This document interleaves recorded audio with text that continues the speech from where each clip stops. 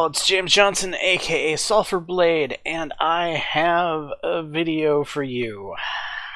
So this will be, well, semi-short, probably 10 to 20 minutes, about, well, the primary lies that are being spewed from the Biden administration currently, especially in regards to the new Atlanta voting laws that have been put in place. First, I want to start with, I guess, painting the picture that we know the Biden administration is part of the corporate establishment.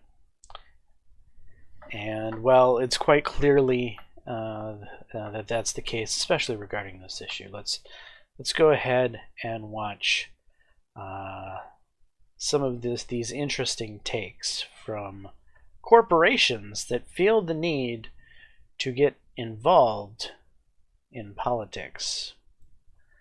So I have some timestamps written down, and I'm just gonna jump in between these timestamps. Let's start right here. Major League Baseball announced today it's pulling two of the biggest events in sports, the All-Star Game and the MLB Draft, out of the state of Georgia. So there we have the Major League Baseball has jumped into the bandwagon in regards to this whole fake voting fiasco. It's just a complete political witch hunt that really is based on no actual facts. But what's new for the Democrats? Let's check next. And if you're a Democrat, you should be watching this. You should be paying attention to see how your party lies and manipulates things. Great one. CocaCola, which is based in Atlanta, now tells us that Georgia's anti-voter fraud law is unacceptable. Let me be crystal clear and unequivocal. This legislation is unacceptable. It is a step backwards, and it does not promote principles we have stood for in Georgia around broad access to voting, around voter convenience, about ensuring election integrity. And this is frankly just a step backwards. All right. And next we have the wonderful folks at Delta Airlines. And neither has Delta, which, despite being an airline and not a super PAC, has also decided to condemn Georgia's elections bill.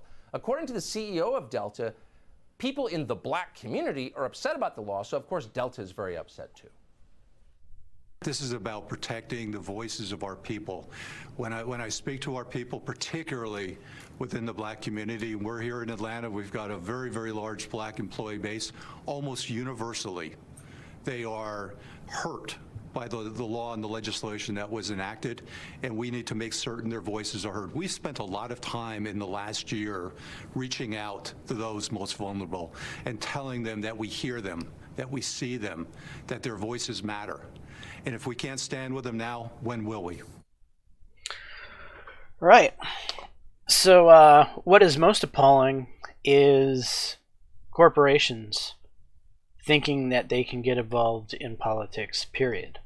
Every single one of these corporations, CocaCola, Delta, Major League Baseball, should be boycotted by as many consumers as is humanly possible. Yes, I'm calling on anyone who watches me, anyone who pays attention to me, to certainly not fly Delta, to certainly not purchase any soda from Coca-Cola going forward, and to avoid Major League Baseball, which is sad because honestly, Major League Baseball was pretty much the last sport that hadn't gone nuts. Well, I suppose hockey hasn't yet, but you know, you've got the NFL with their kneeling bullshit. You've got the NBA, which has gone full China. They basically might as well be a Chinese corporation at this point.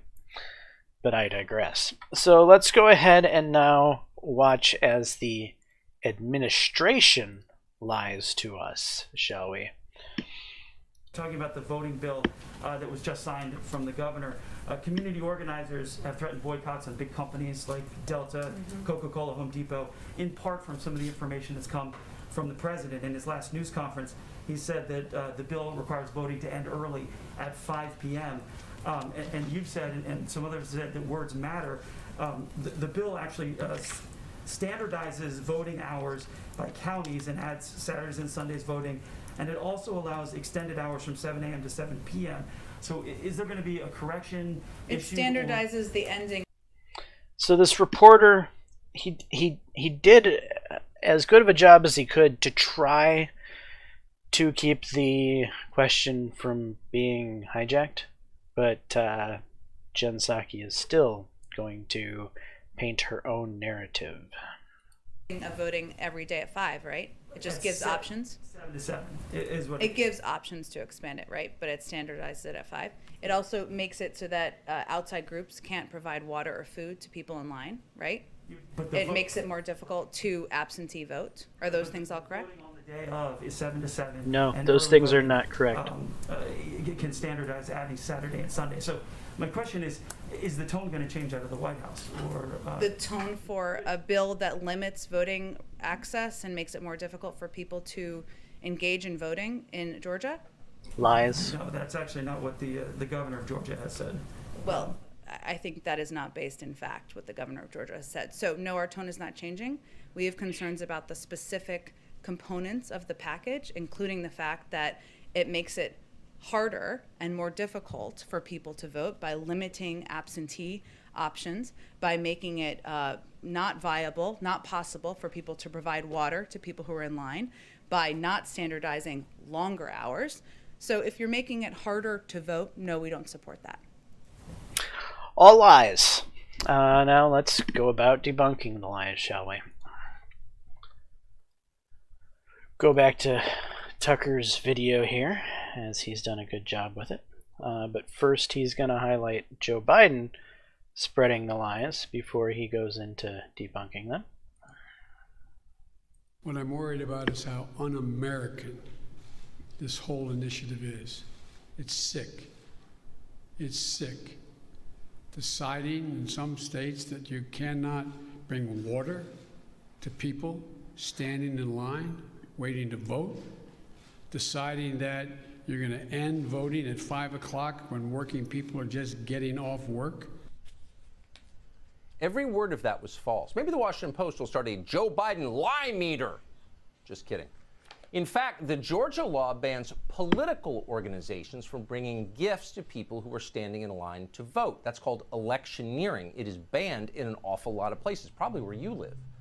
But there is no prohibition in Georgia or anywhere else against people getting water and food in line if it comes from someone other than a political operative, if it comes from a friend or family member, for example. And by the way, they can also bring their own water. Hydrating is still legal in Georgia. As for the claim that this law will end voting at 5 o'clock, that's a lie, too. Wait a second. Joe Biden just said that on TV, so where did he get the idea voting ends at 5 o'clock? Well, it turns out that the big paper in Atlanta, the Atlanta Journal-Constitution, reported that the law would ban voting after 5 o'clock. The paper's reporters apparently hadn't read the law. They had to append this correction to their piece, which effectively was the same as admitting they were repeating talking points without doing any research, which is what they were doing. Here it is, quote, "A previous version of this story said the new law would limit voting hours. On Election Day in Georgia, polling places are open from 7 a.m. to 7 p.m., and if you're in line by 7 p.m., you are allowed to cast your ballot. Nothing in the new law changes those rules," end quote. That's the truth, finally appended to a lie. All right, and now let's just go ahead and look at another source, another article. Debunking lies around Georgia's new voter law. The state of Georgia has passed the Election Integrity Act, and the woke are already twisting words. Tony Katz addresses some of the lies that are being spouted out about the new bill. Lie 1, it's Jim Crow all over again. The biggest lie that's circulating in every media outlet is the idea that Georgia's new voter laws are Jim Crow 2.0. Several correspondents, journalists, and the president himself have compared the bill to the mandated racial segregation during the Reconstruction period, a horrendous time in the history, full of racial violence and grotesque bigotry, is just not comparable to providing an ID to be able to cast a vote. Tony Katz says, it's just a way to get people to stop talking. Oh my gosh, it's racist, just like Jim Crow laws. They have no idea what they're talking about. They're gleeful in their ignorance, but what does the ignorance matter? You hear Jim Crow, you know Jim Crow is bad, and you don't want to be on the side that favors bad. Lie 2. Voter lines are limited on time. Polls open only from 9 a.m. to 5 p.m. on Election Day is just not true. This lie in particular has been pushed by President Biden as he was talking to ESPN. This is all about keeping working folks and ordinary folks that I grew up with from being able to vote, the Washington Post, along with several others, called him out on this. The Atlanta Journal-Constitution even had to correct themselves. You can still vote 7 a.m. to 7 p.m. The counties can decide when that is. The voting time is 9 a.m. to 5 p.m., but the counties can extend 2 hours in either direction, which is 7 to 7, the same as it's always been. Lie 3. Polling stations cannot provide bottled water. Another issue Democrats have is the restriction of passing out bottled water. They say it's appalling that voters can't even get water while in line at voting polls. Governor Brian Kemp states that the actual verbiage is in an opinion piece for Fox. Within 150 feet of the precinct, election officials may provide water at stations. Beyond 150 feet, as previous Georgia law allowed, private individuals may campaign and provide food and water for voters. So there you have it. A second source debunking the crap. And if you're really not convinced by what I just shared with you, what Tony Katz and this radio station from Georgia is sharing with you, what Tucker Carlson shared with you, well, you're welcome to go actually read the law yourself. It's very easy to pull up the actual Georgia voting laws and see for yourself and read for yourself what the new Georgia voting laws say, and you would be amazed at the concessions Republicans gave up just so they could ensure that voters need to show ID in order to vote, which is absurd that Republicans had to give up concessions for a restriction that the majority of people across the world agree with. But I digress. It's evil. It's bigotry. Corporations are rallying against it, and Joe Biden calls it worse than Jim Crow. It's, what did he call it? Johnny Eagle or some bullshit?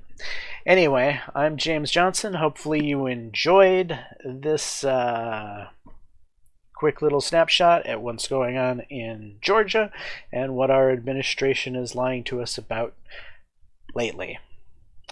Anyway, if you did enjoy it, please smash that like button. And until next time, all, peace.